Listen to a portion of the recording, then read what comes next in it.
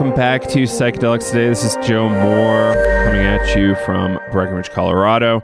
Today on the show, we try something a little different. This will come out on Christmas Day, December 25, 2018.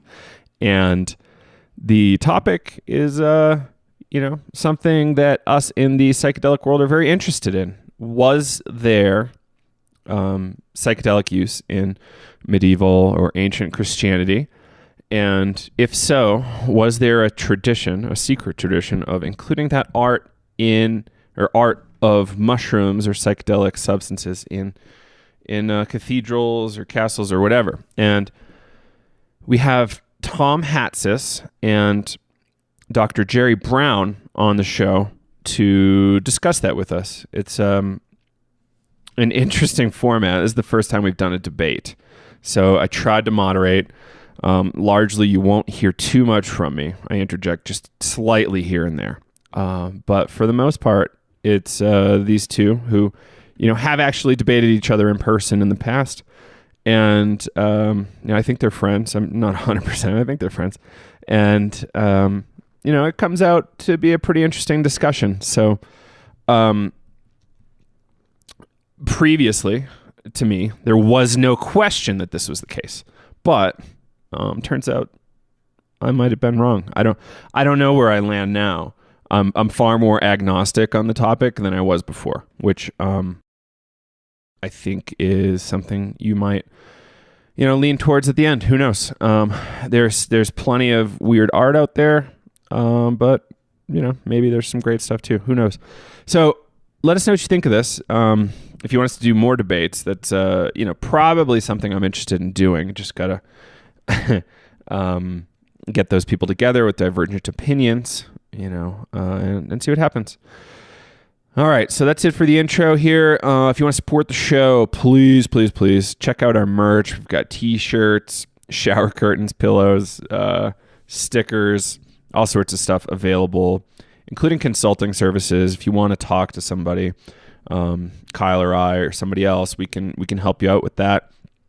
Anything from help with integration to training to, you want to open a retreat center and you want our help, just let us know. Reach out. We'll help you out.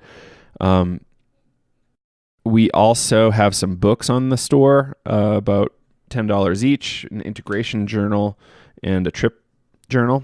Integration guide and a trip journal, yeah. And they're great. We're getting a lot of great reviews on those, and you might check them out.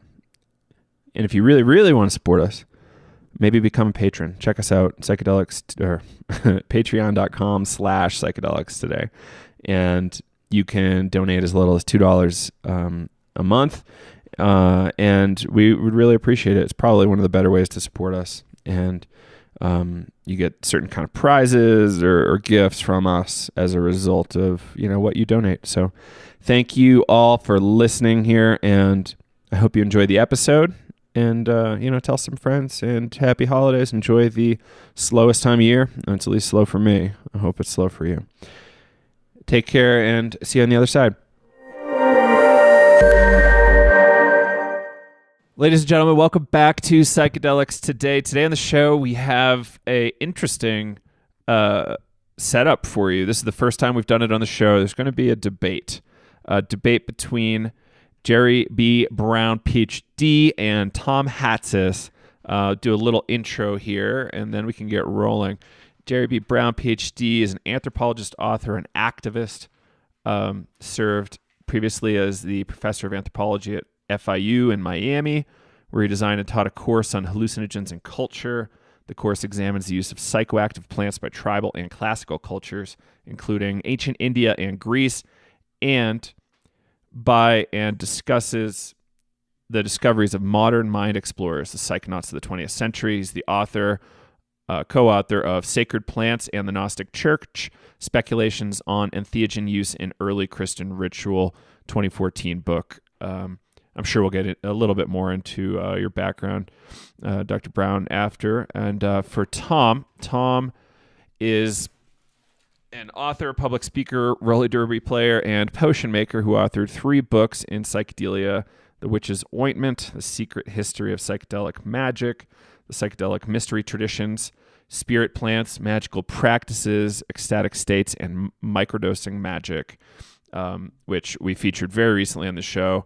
It was really a fun show, and we're getting a lot of great reviews on it, actually, which I wasn't sure how my audience was going to react, but apparently they really liked it.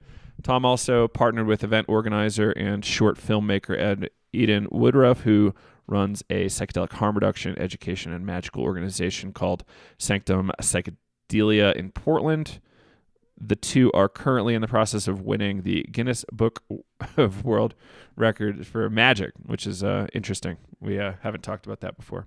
So, so the debate is around the early Christian use of psychedelics. I think in particular the use of mushrooms and the whole concept of the holy mushroom. Think back to the arguments around mushrooms in Christian art, meaning that psychedelics were used back then. We don't. That's what we're here to discuss, the validity or non-validity of that. And Jerry, would you mind kicking us off on this conversation? Sure. Thank you. Thank you so much for hosting this, and to Tom for his invitation to have a collegial discussion on this very seminal topic, one that's absent of acrimony or personal attacks that have nothing to do to advance our understanding, but which sometimes, unfortunately, have popped up in this field.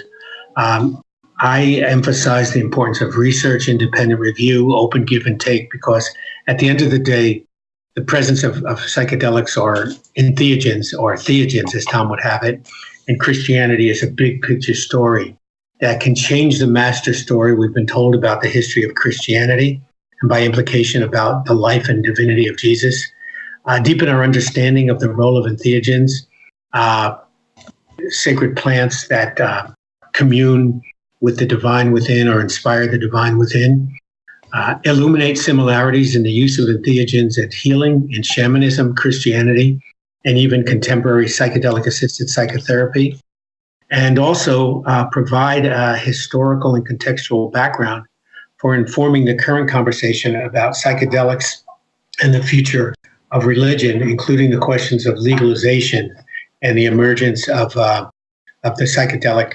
renaissance, which is really hitting stride now. In my course, I go through some of the key turning points in the history of psychedelics and culture.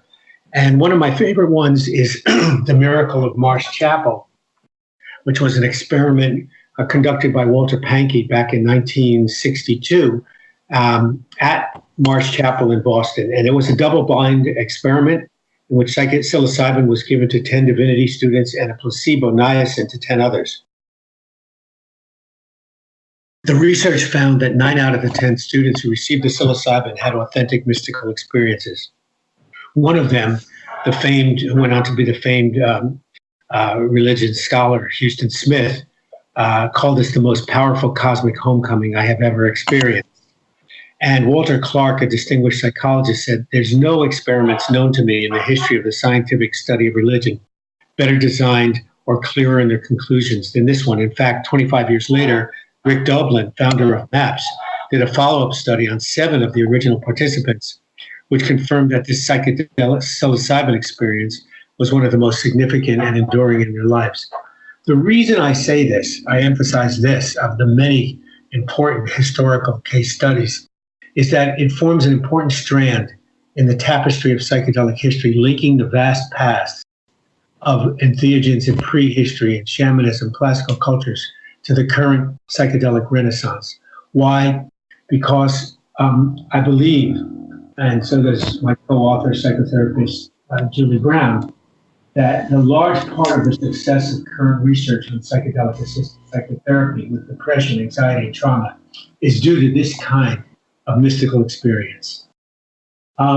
In our book, we propose it was this kind of mystical experience, which is Tom, in his Psychedelic Mystery, says is only one kind of theogen, this direct encounter with the divine in various forms that led early and medieval Christians to enshrine psychedelic mushroom images in their churches and cathedrals.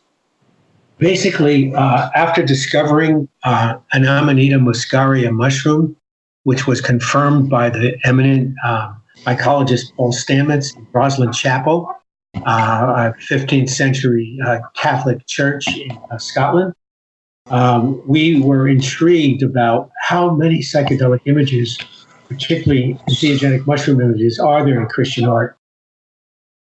So we traveled throughout Europe and the Middle East, finding these images in frescoes, stained glass windows, illuminated Bibles, mosaics, and sculptures, where they had remained hidden in plain sight for centuries.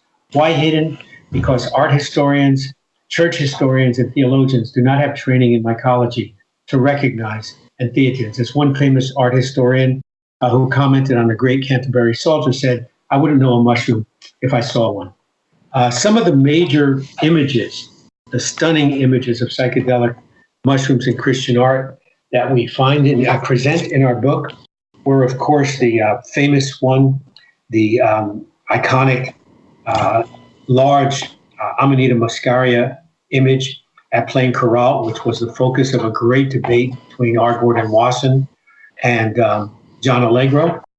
And it shows Adam and Eve standing side by side with psychedelic mushroom, a very large psychedelic mushroom as tall as Adam and Eve, and size mattered in Romanesque art, between them with the serpent wound around the stem of that mushroom. I'm sure we'll return to that because Tom vigorously disputes this, and on that dispute, I think, hangs a lot of the divide that we have. We both agree that early Christians were aware of and used entheogenic substances, and that many of the Gnostics and some of the church fathers commented on it. Where we disagree is about their presence. After seeing this image here in Plain Chorale, France, we traveled 2 hours east to the parish church of Saint-Martin-de-Vic. And there we found a variety of images, frescoes, sort of a Christology, a history of the life of Jesus. And in one of those, the purification of Isaiah's lips and Christ's entry into Jerusalem, you see Jesus entering on the donkey, and you see one of the youths, the three youths greeting them, holding on to the stem of one large, oblong, tan, psilocybin mushroom cap. And we find this also on the towers of Jerusalem, and we also found this evidence in behold, an image of the Last Supper where the same kind of knives used to cut down the mushroom caps on the towers of Jerusalem are on the table. That is, my friends, is not bread that they're eating, because that at that period of time would be torn in loaves and from loaves. And the artist has very cleverly, to reinforce this, painted mushroom images into the hems of the disciples. We found other images at the abbeys there, and we asked ourselves, look, is this simply a marginal Catholic cult here, forest of France, a band of hippie priests? We need to go to the high holy places of Christendom. So we went on to Canterbury Cathedral in England, to Chartres Cathedral in France, and to St. Michael's Church in Germany. At Canterbury Cathedral, we have the painting of the Great Canterbury Psalter, an illuminated Bible begun around 1180. And in the folio, the drawing of Genesis, we see God creating plants, but he's actually creating psychoactive mushrooms, an Amanita mushroom, a blue psilocybin mushroom. And there is also in the opening pages of this folio a very interesting image of Christ, Jesus healing the leper, where the leper's scroll saying to Master, heal me, is not unfolding with the Latin text to Jesus above him, but down to the psychoactive mushroom that Jesus is standing, almost floating, suspended above, emphasizing the role of psychoactive plants in healing, which was very prominent in shamanism and was also very prominent in the miracles that Jesus performed, although not commented a lot about by the church fathers. In Chartres Cathedral, we found psychoactive mushroom images in almost 10% of the 176 stained glass windows in Chartres Cathedral. And one of them that is depicted in our book, which can be found on Amazon or at our website at www.psychedelicgospels.com, in the St. Eustace window of the early 12th century, we see the conversion of Placidus the Hunter to St. Eustace. And here he's flanked by mushrooms with illumination coming down from heaven through the hand of the Holy Spirit. We traveled on to Hildesheim, Germany, and often we don't know, specifically who created this image. Was it the artist? Was it the church fathers who commissioned it? Was it the patrons of the church, the pagan royalty that might have funded it? But here at St. Michael's, we know it was Bishop Benoit, who was a tutor to Otto III, the Holy Roman Emperor, and eventually sainted himself.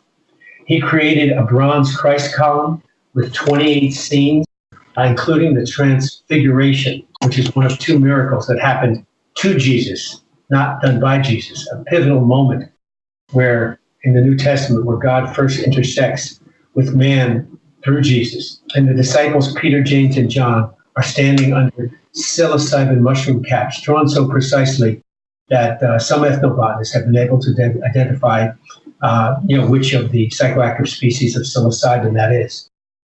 200 years later, the monastic descendants of St. Bernard did a full-length ceiling painting of the Jesse tree, representing the royal images of Jesus, in which the first panel showing God with Adam and Eve and this connection between Jesus and Adam is very seminal in this discussion, with bordered against a rondelle of a large red and gold Amanita mushroom cap.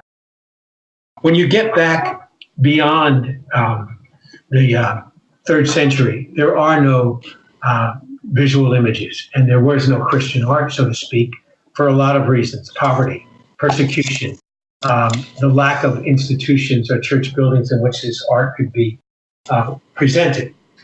But we went further, and we went into the Old Testament and the New Testament to see if now, in this context of Christian art, we could find passages in both the Gnostic Gospels and in the Bible that could be interpreted as entheogenically inspired.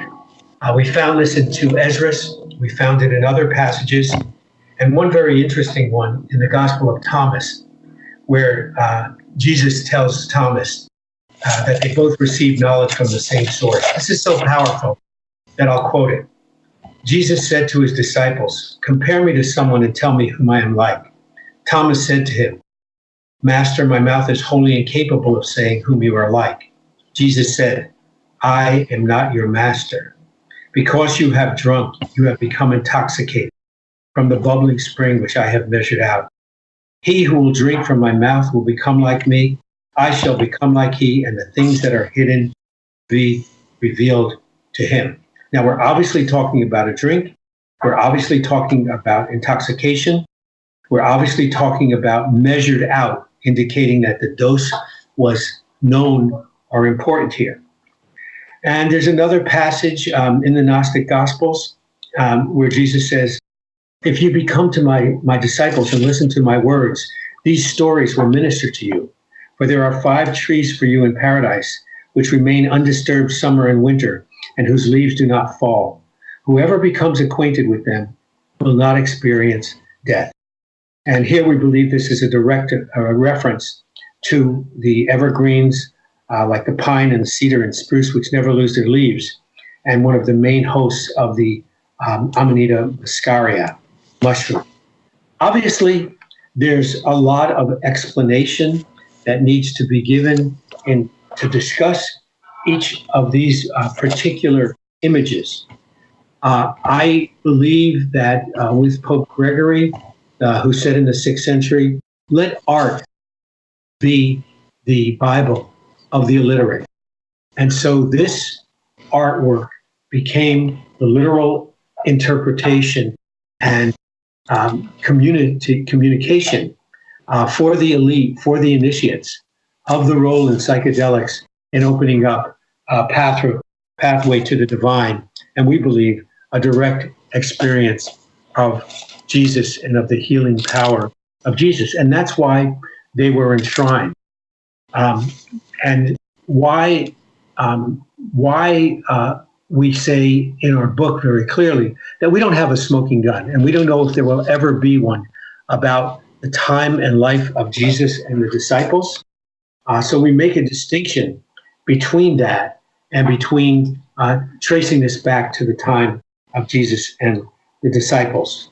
But we look at passages in the Bible, and we believe that Jesus learned his ministry from his time that he spent in entheogenic Egypt during the missing years. And we also look at passages in the New Testament that discuss whoever eateth of my flesh and drinketh my blood hath eternal life, and I will raise him up from the last day. He that eateth my flesh and drinketh my blood dwelleth in me, and I in him, directly from the Gospel of John 6:51 to 56. Was Jesus actually talking about cannibalism? Eat of my flesh, drink of my blood, which would have been anathema to Jews and Christians alike, to Jews and Romans alike, I mean to say. We think not.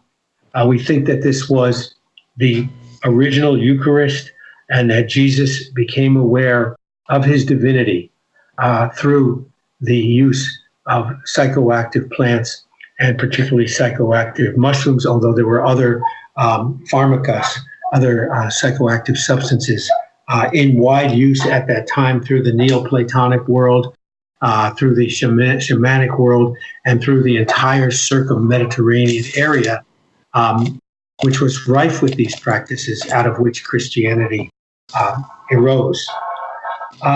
We think all of this is important because, and our goal here is not to dismiss Christianity or to become divisive within Christianity. We think that this will reintroduce Christianity back, as the Miracle of Marsh Chapel suggests, to its original roots, and hope that someday that this can be incorporated back into Christianity.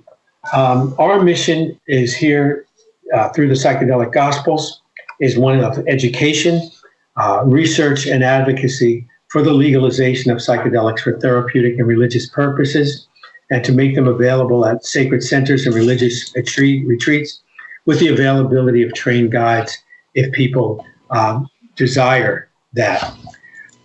We also talk about the fact that Brother David Stendhal-Rast has said, if I can experience God through a sunrise on a mountaintop, why not through a mushroom prayerfully ingested?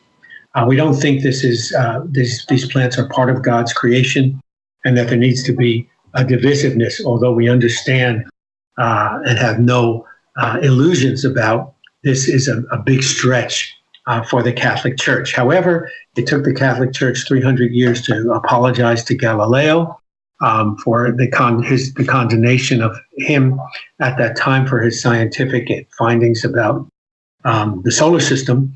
And we hope that it won't take that long for the Catholic Church to embrace authentic entheogens. And to case in point, obviously, the use of ayahuasca by Santo Daime in Brazil, which is sanctioned as a Catholic practice and a Catholic branch by the Brazilian Council of Bishops, and the widespread, the globalization of ayahuasca that is now taking place is an indication that this chasm can be bridged.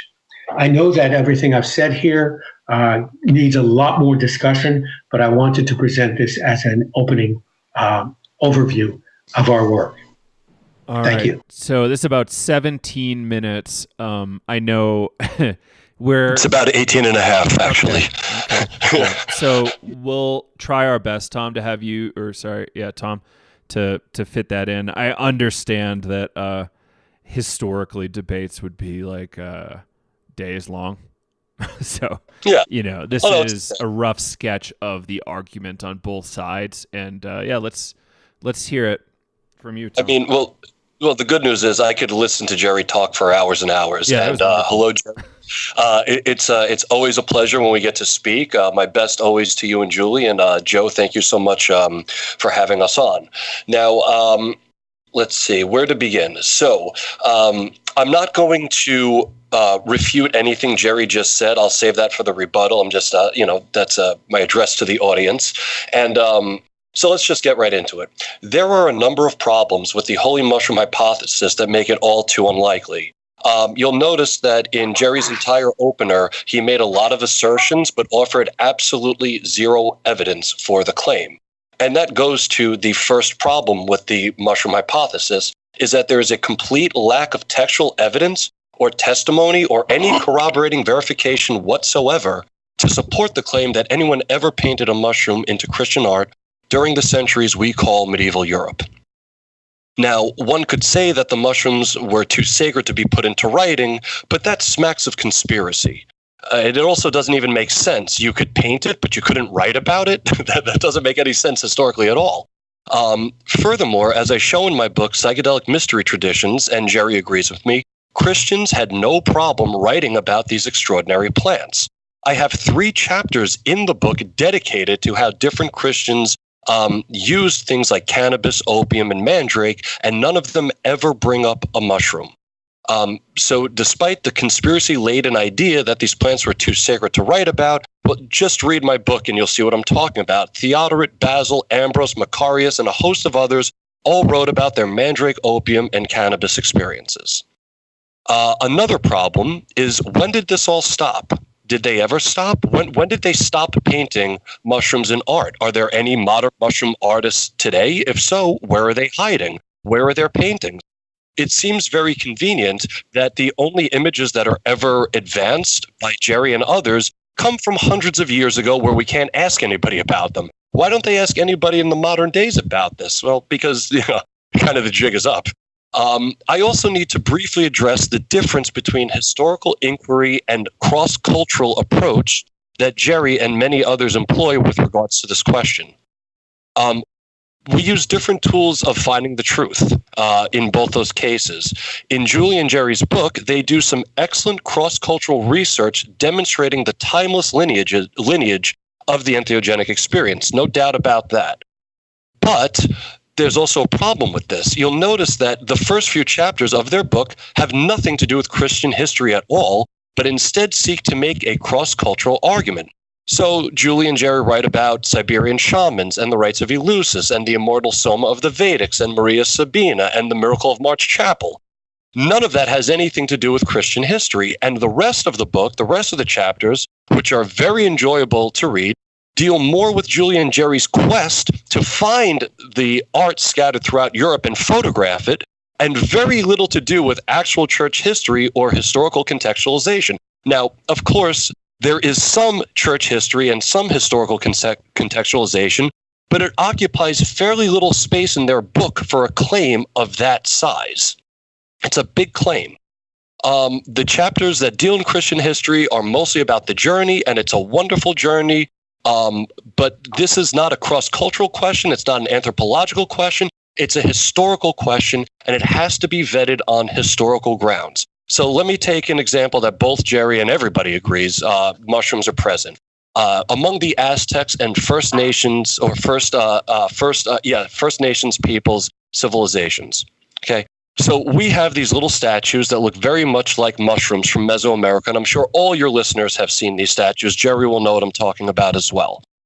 Now, someone doing a cross-cultural study may say, well, we can show entheogenic traditions in Greece with the rites of Eleusis, in Thrace with cannabis, in Egypt and Rome, and everywhere with opium, so clearly these are mushroom statues.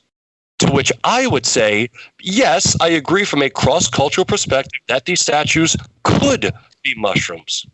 But then, as an historian, I also look for corroborating evidence. And as it turns out, with regard to these mushroom stones, there's plenty. We have the writings and codices of explorers, conquistadors, churchmen, and others who verify it.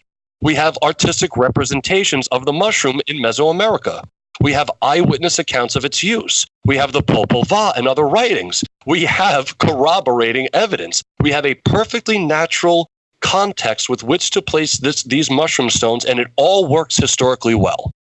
Now, getting back to the medieval Christian art itself, every image that Julie, Jerry, and others have advanced all have a natural, historically verifiable cultural context that has nothing to do with mushrooms. These historical contexts have nothing to do with conspiracy theories, secret cover-ups, or any stretches of the imagination. Because time is limited, I'm going to focus on one image to share with you how this kind of critical historical contextualizing operates.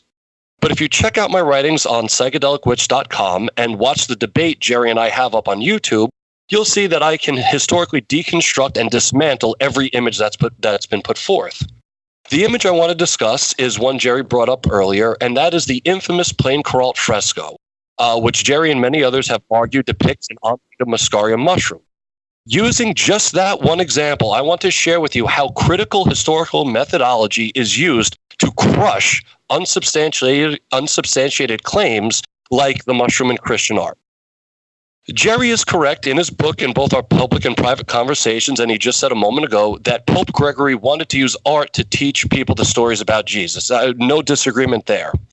But Jerry misses a larger point here. Gregory was mostly referring to plays, which may or may not accompany paintings, mosaics, and frescoes, but he wasn't talking about the art you see on walls.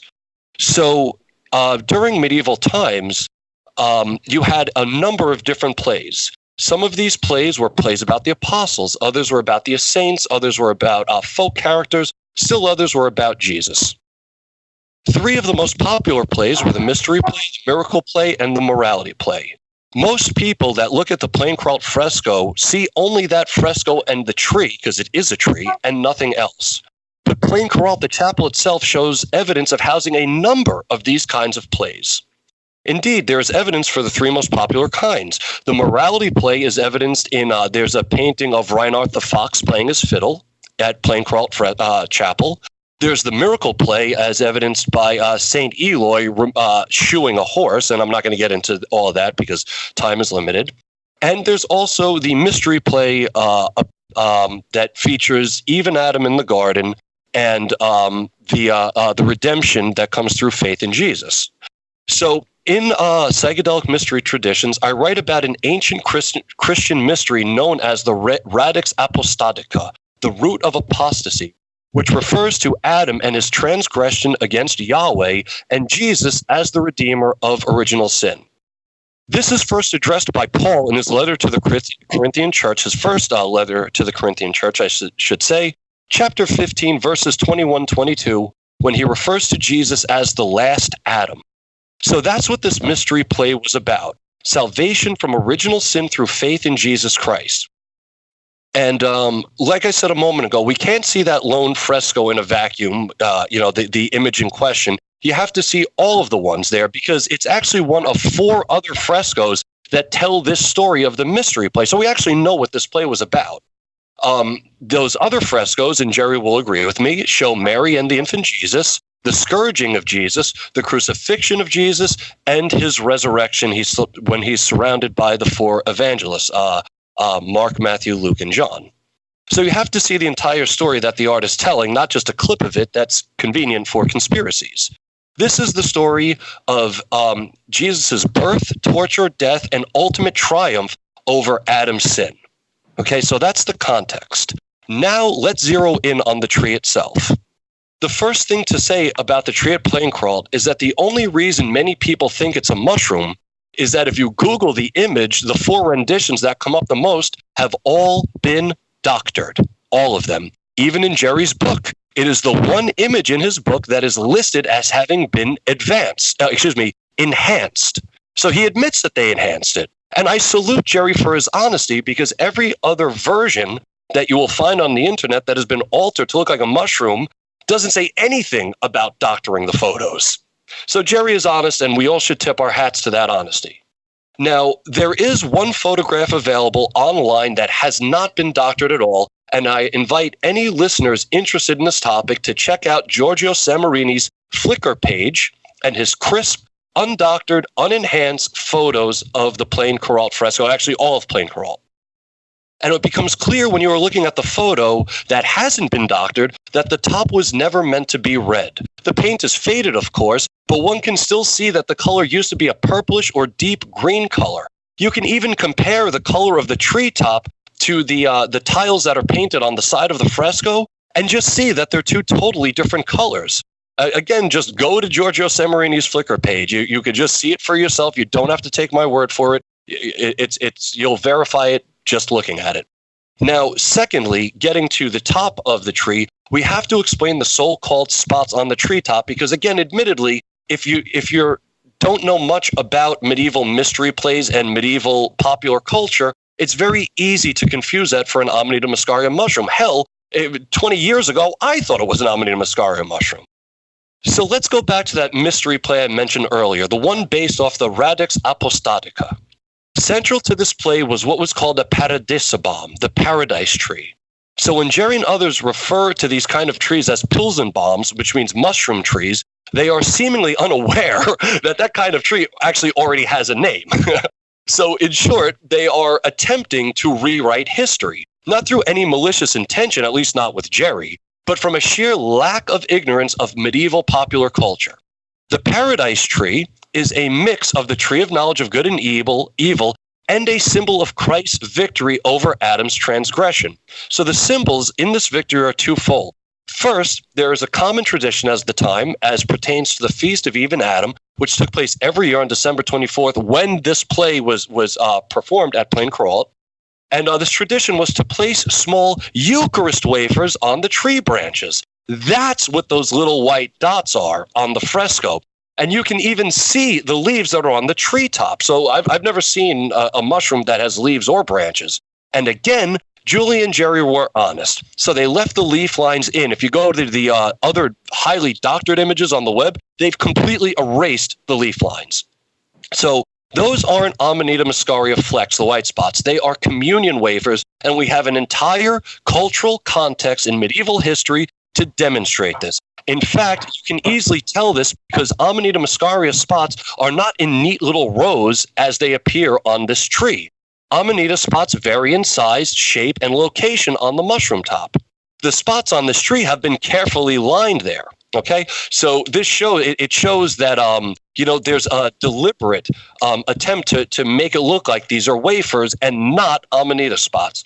Now, the second symbol of Christ's victory on this tree is found in the shape of the top itself. Okay, now one can say, well, it looks like a mushroom, and that's what Jerry's going to say, and others are going to say without any corroborating evidence to support it.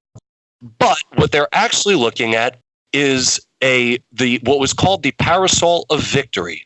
Again, I encourage your listeners that are interested in this topic to simply Google image search Assyrian and Babylonian and/or Babylonian parasol, and they will see the true origins of these so-called mushroom trees. So let's go down this column real quick. The only thing that makes the tree at Plain Crawl look like an Amanita Muscaria is the top, because all of the images, including Jerry's, have been either doctored or enhanced to look more red than it actually does. Check out the images on Giorgio Semerini's Flickr page. The top was clearly not red, ever. Second, the tree, like all trees, has branches and leaves that, again, mushrooms do not have. And finally, the white spots are small round wafers that were affixed to the paradise tree on the feast of Adam and Eve. Again, we have corroborating evidence for this tradition. It even survives today. This is the early, so today when people decorate Christmas trees, this is the origin of that custom. So it's all been explained. It isn't a red mushroom with white flecks. It is a tree, used to be a purplish green top that had communion wafers hanging on it. That's at 14 minutes, and so I'll just stop there. Thank you. Yeah, Jerry, well, thank you both for that. It was super detailed. I'm probably going to have to listen to it a few times to really get the story, but yeah, some interesting points there. So, Jerry, do you want to maybe give it a 10-minute rebuttal there? Sure. Thank you so much. Basically, to come back, and Tom has written a brilliant book on psychedelic mysteries. I disagree with some of his central assumptions. The first part of our book, look, the big debate about Plain Crawl and the role of entheogens in the Bible goes back to the discussion, or really the acrimonious debate between R. Gordon Wasson and John Marco Allegro, which touched very deeply on playing Kuralt, but also was about the role. The question arose, and we examined Wasson's work. Why did Wasson, touted as the father of ethnomycology, whose poetic writings sort of gave wings to this young field, why did Wasson, who was such an indefatigable researcher, not pursue his theory into the hallowed halls of Christianity after he saw what we believe, and I will come back to address Plain Kuralt, are mushroom images at Plain Kuralt at the Abbey of Saint-Sauvin and at Saint-Martin-de-Vic? And Tom, you will recall that in one of our discussions where I pointed out the psilocybin mushrooms in Saint-Martin-de-Vic, you say, I'll give you that one. All right, so you admit that there was at least one psychoactive mushroom in Christian art, and that's a very powerful series of images there. And it was not us, but it was Wasson who gave us these seminal studies on the reindeer herders, which we believe is the foundation of the modern Santa Claus myth as part of the collective unconsciousness of humanity. The Eleusinian mysteries, the use of psilocybin mushrooms in the Mazatec rituals of Maria Sabina, and of course, the prominent role of Soma, Amanita Muscaria, in the Hindu Rig Veda. So the reason we present that cross-cultural analysis there is because we wanted to show what Wasson had found and ask the question, why did he not pursue it? I come back to this point that Tom has made about the absence of textual evidence. And I come back to this point, Tom, that the absence of evidence is not equal or proof of the evidence of absence. Just because it's not there in the writings doesn't mean it's not there in the art or it's not there. And we also know from studies of shamanism that very often these psychoactive and theogenic plants were considered to be the holiest of holies. In Maria Sabina, they were only to be whispered about at night among the initiates.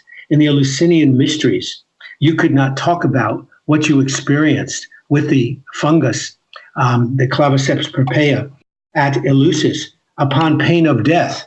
And the Greeks were very serious about this. In fact, one general was called back from leading a military campaign to be put on trial for profaning the Eleusinian mysteries. So very often, these are very sacred and not to be written about. So this is a plausible argument here. When we come to the question of Plain Kuralt and Jesus as the new Adam, the basic problem I have with your work here, Tom, is that the fall is all a New Testament creation.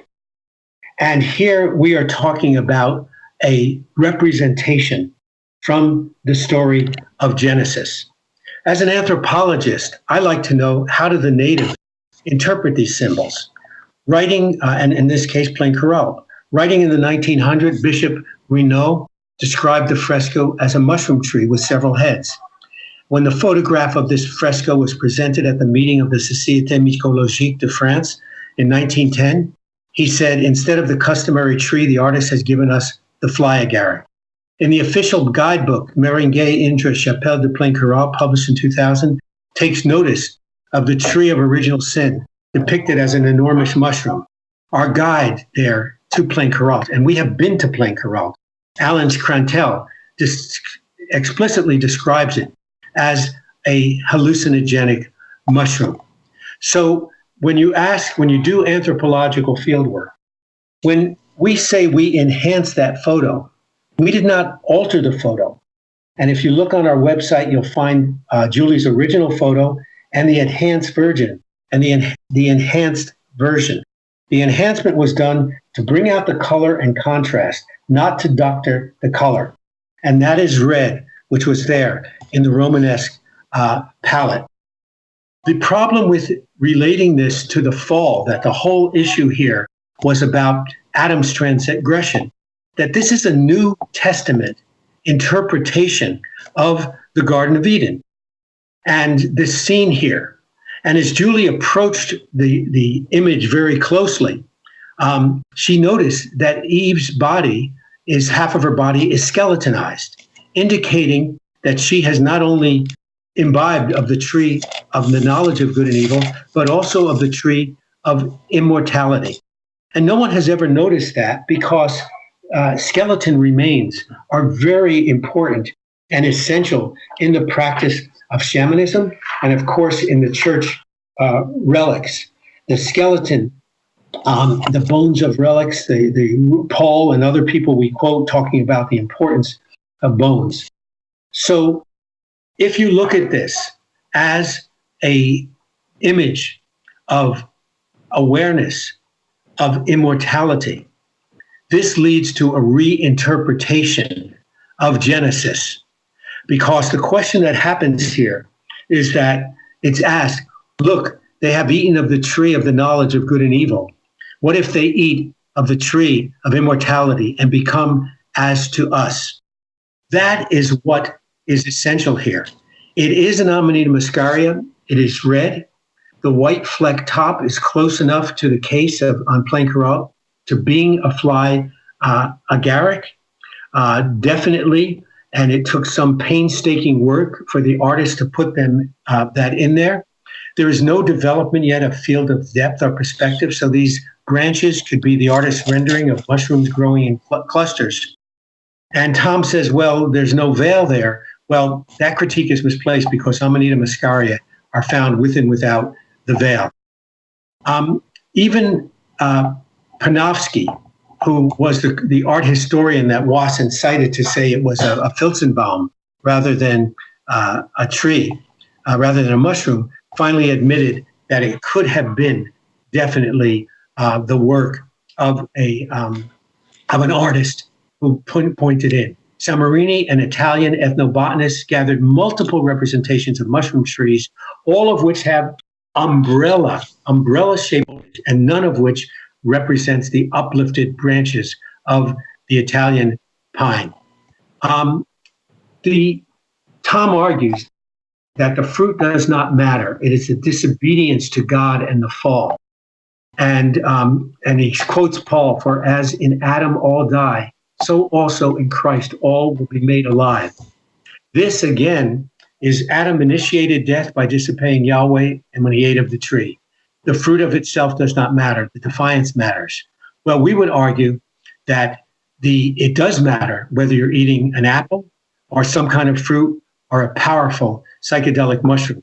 As the Rig Veda said, heaven does not equal one half of me have I been drinking soma, or we have drunk the soma, we have become immortal. So it does indeed matter here. And what we believe, in any case, if you look at this Garden of Eden scene, it leads to a complete reinterpretation of the Garden of Eden story in the Old Testament, in the facts in front of us. We look as bones as the very source of life, both in human and animals.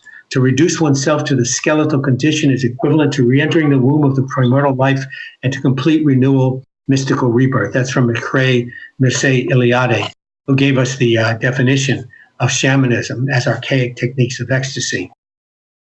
So we think that what this is truly about is the beginning of the religious experience and the symbolism that the soul is immortal and will continue to exist after physical death.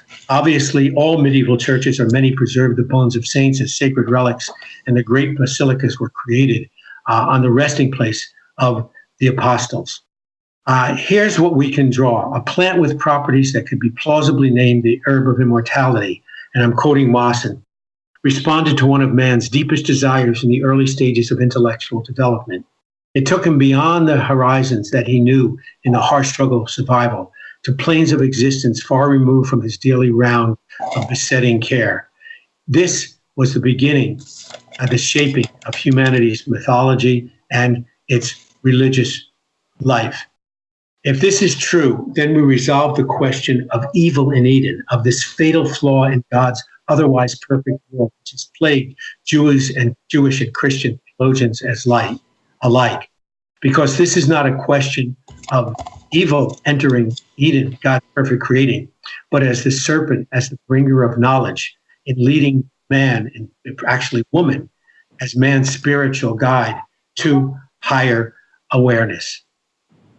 So we're slightly over 10 minutes there if you want to wrap. That's my rebuttal to Tom here. Okay. Tom, if you want to match that time, if you have a timer going, that would be great. Maybe 11 minutes. Sure. Let me get that going. And okay, so should I start? Yeah, absolutely. Thank you. Okay, sorry.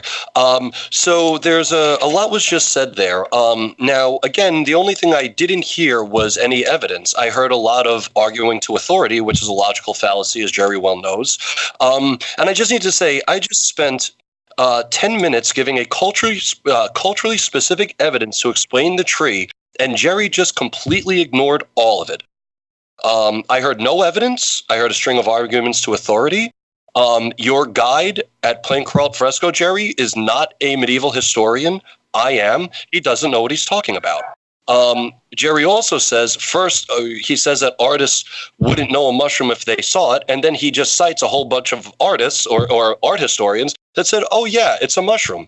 But you'd notice he did not cite anything that pertains to medieval Europe. He's doing anthropology again, and Jerry, we've been over this. You can't use anthropology to prove history. Asking your tour guide what was going on, I'm sorry, that does not matter at all to this conversation. What matters is asking medieval historians what's going on in this conversation, and every single one of those medieval historians agrees with me, not you, on any of this. There is not a single New Testament scholar that agrees with this. There are a number of things you got very wrong in both your opening and in your rebuttal. The fact that you keep saying that I'm getting the history wrong because I'm focused on the 13th century because that's when the fresco was painted. Yeah, that's when we're supposed to be talking about because that's when the fresco was painted. You're using context. You're using either a conspiratorial context from thousands of years ago in Genesis, or you're using the opinions of art historians in the 20th century. You still have not given a shred of evidence to actually show that this is a mushroom other than asserting that it's a mushroom. Now, a few things you said, I'm sorry, I wrote them down, and this will be in no particular order. I agree with Jerry that both Esdras 2 and the Gospel of Thomas are talking about psychedelics. However, neither one of those texts mention mushrooms or painting them in art. So Jerry is making a leap from entheogenic use to putting entheogens in art. The missing years and the Jesus's trip to Egypt, there's simply no evidence for that either. I, like Jerry, do believe that Jesus did dabble in the magical arts, but he probably just picked them up from wandering wonder workers that were in Jerusalem. He says that I had conceded that the paintings in St. Martin de Vic were mushrooms. Yeah, I did last year. I no longer believe that because I proved demonstrably so that it's just, again, these are the parasols of victory. Those kids, those young men, as Jesus enters Jerusalem, are not handing mushrooms. They're handing off the parasol of victory. And I go into this a little deeper. Jerry and I were on a show called Psychedelica, and if your audience wants to check it out, I go into it on, I believe it's episode 11. Another thing, Jerry says that Soma was the Amanita Muscaria. Soma was absolutely not the Amanita Muscaria. Archaeologists have dug up the vats that the Soma was made in, and they found residues of cannabis, opium, and ephedra. So we have evidence for cannabis, opium, and ephedra in Soma. We have zero evidence that it was a mushroom. And anybody that wants to say it was a mushroom, just read Chris Bennett's chapter in his book, Cannabis and the Soma Solution. It's the chapter title is What Soma Was Not Gordon Washington's Mushroom, or something like that. It's like the first or second chapter.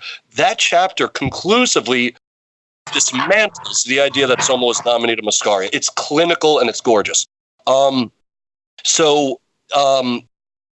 encourage everybody to go to Giorgio Samarini's Flickr page. The top is absolutely not red. Just compare the top of the tree in Samarini's painting, or excuse me, in Samarini's photograph, to the photograph that appears in Julie and Jerry's book. When Jerry talks about Maria Sabina and Eleusis and, that it was a secret. Again, this is a big so what? What does any of this have to do with medieval France? Nothing. The reason Jerry is going for all these other times and places, again, doing the cross-cultural thing, during the anthropological thing is because there is zero actual evidence for mushroom art or anything during medieval times. There's nothing there. I've looked through the sources, and I can tell you right now, Jerry has not, and neither has a single proponent of this theory. In fact, the only two historians, psychedelic historians in the psychedelic Renaissance that read medieval texts are Chris Bennett and myself. And we both think this is totally bogus, along with every single New Testament scholar, every church historian, every medieval scholar on the planet. That's only 5 minutes, so let me see what else I have some time for. Jerry says that this is a big picture story. Again, the problem, that's doing cross-cultural stuff. History is about the detail. You have to look at the details of what's going on. That's why you can have mushroom worshipping religions in Mesoamerica and maybe not so much in other places. So let's see. Sorry, things are all over the place here. The miracle at Marsh Chapel. So one of the problems with this whole holy mushroom theory, as I think you can tell by me actually laying down actual church history and actual medieval cultural history, is that these guys leave out so much of the story. Jerry brought up the miracle of Marsh Chapel. He totally forgot or doesn't know about or neglected to mention Randall Larco. Randall Larco was one of the participants in this study, and he had a total bummer during the experience. Now, if you check Leary's writings, you're not going to see this. You check Ram Dass or any of the people on the team, even Walter Pankey, none of them bring this up at all because it would destroy their theory. So we see the same thing going on with the holy mushroom hypothesis. They're not giving you the whole story because when they give you the entire story, it all falls apart. Jerry didn't bring up, but I'm interested to hear what he thinks about. In his book, he writes about the Basilica de Aquileia, and he says that there are Amanita Muscarias, but I show conclusively that they're Amanita Caesarea mushrooms. Now, I haven't heard Jerry bring this up since our first debate at Exploring Psychedelics, so maybe he agrees with me. I was very surprised, though, to hear him bring up the green man, because, again, I conclusively show that that is not a mushroom. Paul Stamets is a wonderful mycologist. He is not a New Testament historian, or any historian for that matter. He wants to see mushrooms. Jerry wants to see mushrooms. In the debate that Jerry and I have up on YouTube, when I'm going over the art, you know what? I'm not even going to say it. Watch the debate. You tell me if that ivy leaf, which is what it is, on the forehead of the green man is a mushroom or not. What it is they put this unnatural line of demarcation at the top of this thing to make it, kind of section off to make it look like a mushroom.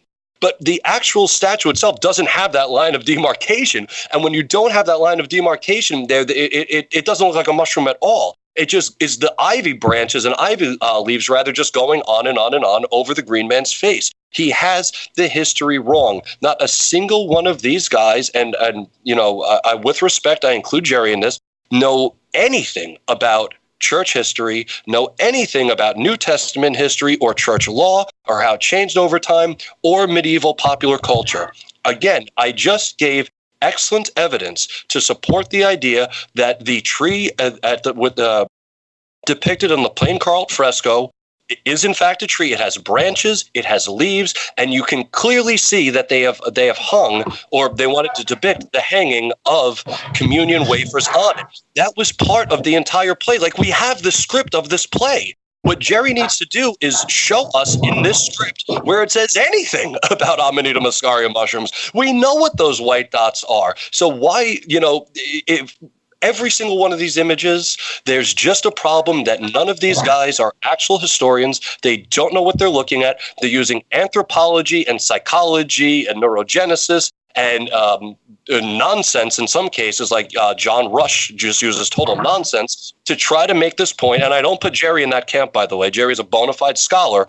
But he has this idea. He really wants to believe it. And it doesn't seem like all the evidence that you can show him proves that these are not mushrooms. He's just going to ignore it. And I don't know. I hope that, he'll take a look at this stuff and really consider the arguments I'm putting forward, because he still has not actually put forward any evidence, just assertions and arguments to authority.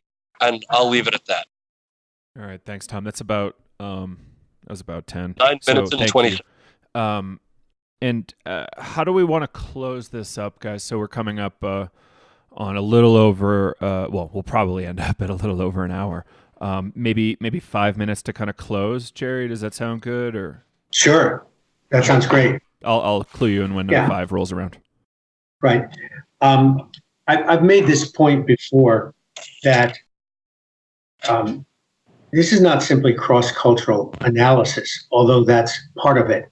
It is important through field work to see how local people, the natives, so to speak, interpret these things. And I've given several examples from several different historical periods that people see this as an Amanita mushroom at Plain Coral. The problem I have with Tom, with other church historians, as well as with art historians, is that they're not ethnobotanists. And I'm not simply citing authority, which is a logical fallacy. I'm citing eminent ethnobotanists like Paul Stamets, like Samarini, like Franco, who've identified these mushrooms, these images as mushrooms in these in multiple drawings, and not only the ones that we present in this book, but there literally have been dozens of them. And I think this is so important that anyone, church historians, art historians, anthropologists, religious historians, have to ask themselves, why are these mushrooms present in Christian art? Yes, this is a big picture discussion, and that's why Julie and I have called for an interdisciplinary committee on the psychedelic gospels to examine and to vet these from a cross-cultural, interdisciplinary perspective. I want to come back to Plain Coral, because if you look at the image that's in our book, The Temptation in the Garden of 1291, you will see both from our website, where we have the original photo that Julie took, and the color-enhanced photo, that it is rounded, that it has a cap like a mushroom, that the serpent is there holding out an object to Eve who is skeletonized, that there are other clusters of mushrooms around the base of this. And this is Eden. This is not to say that the church did not have an agenda, because without the fall, then you cannot have the importance of the resurrection and the redemption. And that is all what the New Testament is based on. But that's not what Genesis was based on. Genesis was based on what is going on with the Garden of Eden. So I have called for additional research in this area. The fact that church historians do not mention this, do not disqualify these images in any particular regard. And even a prominent historian like Kupfer, who wrote extensively about St. Martin de Vic, she looked right at these psilocybin mushroom images and did not interpret them correctly. In fact, in the purification of Isaiah's lips with Christ's entry into Jerusalem, they're not holding out a burning coal, they're holding out a mushroom cap. No doubt about it, this is a highly contentious theory and topic. Starts off with the debate between Allegro and Wasson, and continues today. What we have tried to present in our book are plausible images of mushrooms in Christian art, and we ask anyone who has a serious interest in this topic to explain them. Tom has done an admirable job in putting them in a medieval church historical context. But that does not explain away these particular images. And I invite anyone to look at our book and to look at our website. The book is called The Psychedelic Gospels, The Secret History of Hallucinogens in Christianity. And our website is www.psychedelicgospels.com. We have to remember that when we're looking through Christian orthodoxy to interpret Genesis, this was the same orthodoxy that turned the serpent into the devil, that turned the wise women of the medieval period into the witches. And Tom has written a book about the witch's ointment, that turned Santa into Satan and the horn god of shamanism into the devil of Christianity. We believe there is a long tradition of entheogenic plants, and particularly entheogenic mushrooms, in Christian art, and that we invite this debate to continue. Thank you so much, Joe. Yeah, thank you, Jerry. Tom, I'll start up a timer, and you can go for it. Great. Thank you. Thank you, Joe. Thank you, Jerry. And thank you, everyone listening. I have to say straight up, I still haven't heard any evidence for this claim. I'm still only hearing assertions and arguments to authority. Now, what I find interesting is that Jerry says he's not making an argument to authority. He's making an argument to eminent scholars. Well, that's the same thing. I mean, it's just a nicer way of putting it. Jerry says that absence of evidence is not evidence of absence. Well, yeah, that's just a cute way of saying I don't have any evidence. It's very clever. It makes you feel real good inside, but it's just a real clever way of saying, hey, by the way, I don't have any evidence. No historian, none, 100% of historians do not use absence of evidence is not evidence of absence as a point of argumentation. But that goes back to the whole point that, again, Jerry is doing anthropology. He says himself he wants to do field work. So that's why he's asking people in Merengue about this. You can't do field work with history, okay? And not a single historical period that he mentions to confirm the plain Kuralt fresco as a mushroom actually takes place in medieval times. He's breaking the first major rule of history, when if you want to know what's going on with a certain thing in history, you have to look at the historical context. Jerry's looking at 20th century context and, 5,000 BC context. So, I mean, he's not even circling the drain here. It's just he's hundreds of years away from the time period he's discussing. Now, me, on the other hand, to write both my books, The Witch's Ointment and Psychedelic Mystery Traditions, I immersed myself in the text of the time. I learned Latin, Spanish, Italian. I had colleagues translate the German and Old English and French for me. I put myself as close as I can into that world. Now, Jerry may say, oh, well, we went there and took pictures. That's great. I could go to the Battle of Gettysburg, where the field where Gettysburg took place, take a bunch of pictures and say, oh, there was no battle here. Going there and taking pictures doesn't matter. What you have to do is look at the cultural context that these art pieces appear in. Genesis does not matter at Plain Kuralt because we know that this has nothing to do. This is the medieval understanding has to do with the paradise tree and the paradise play. They're not talking about the sacred feminine from Genesis. That's not what's going on here. Jerry is throwing his modern ideas onto the past. In historical studies, we call that an anachronism. And it's a huge flub. Another reason we know that the tree in Plain Kuralt, and I don't mean to stick with it, but it kind of became the pet subject of this discussion. But in their book, Julie says that Eve and Adam are holding mushroom tops, right, over their private areas, not fig leaves or anything, or any kind of leaf. The problem with that is, well, then where are the spots on the fig leaves that Eve and Adam have, over their genitals? Well, they aren't there. Why? Because these are just really tree leaves that they're putting over themselves. Jerry still has not come up with a better explanation than the Eucharistic wafers that, again, I must stress, if you know about the mystery play that revolved around the feast day of Eve and Adam, and the Redex Apostatica that went along with this, and I write about it in Psychedelic Mystery Traditions, it's very easy to mistake these things for mushrooms when you don't have historical knowledge of what they are. If your listeners are interested, you can go to my website, psychedelicwitch.com, and click on the Holy Mushroom tab. I have 4 or 5 articles there, again, that deconstruct all of these images. This is real, critical, historical research. And I support Jerry 100% that he wants to have, a multidisciplinary approach to all this. I agree totally. What I'd like to see, though, are more actual New Testament historians and more medieval historians on this panel. Going back to the whole idea that, medievalists don't know much, this whole thing that I don't even buy, by the way, that medieval historians don't know mushrooms and art historians, don't know about medieval. Here's the deal, okay?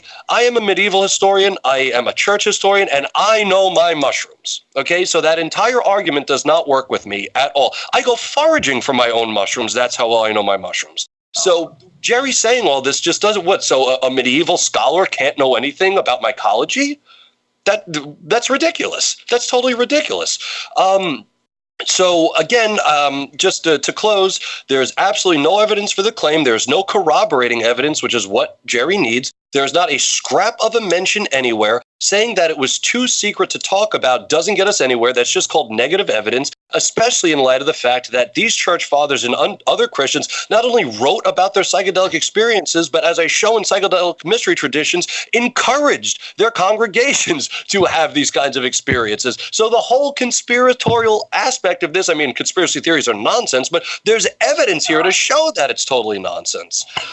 So I guess in conclusion, these aren't really my theories. These are just the theories of sound historical criteria. And when you put the safeguards of sound historical criteria over the mushroom and Christian art claim, it completely falls apart.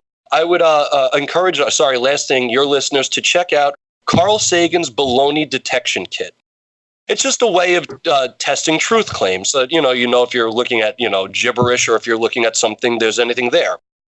Just so that you know, the holy mushroom hypothesis miserably fails every single point on this checklist. All of them. There's nothing to it. Jerry is a brilliant scholar. He's a wonderful friend. He helped edit my chapter on Gnostic psychedelic use in my new book. So, I love him dearly, but I think that his time would have been better spent looking at the texts and seeing how Christians were actually using psychedelics, which is what I did in my book, than really just beating a dead theory. It's just, there's nothing to it. It's all been explained. And I'll leave it at that.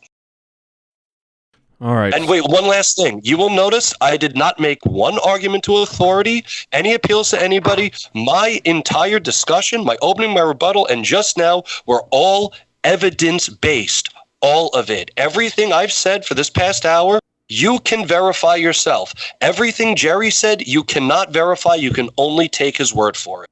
And the words of others who are also not medieval scholars. Thank you all for listening. All right. Thanks, Tom. And Jerry, do you want to just say anything since we're a little longer with Tom there, or are we good to wrap? With all due respect, he went over a lot both 2 times, and I went under both 2 times. So, I mean, if you, I'll happily keep going. I think we've had a fair and an open discussion here. I agree. All right. I agree. Fantastic. Totally. Well, thank you both, Tom Hatsis and Jerry Brown. We really appreciate your time on the show, and hopefully people now have some more things to think about on this thing.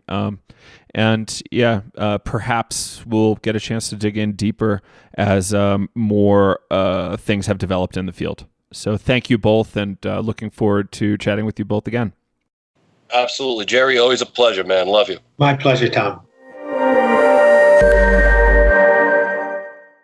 And there you have it.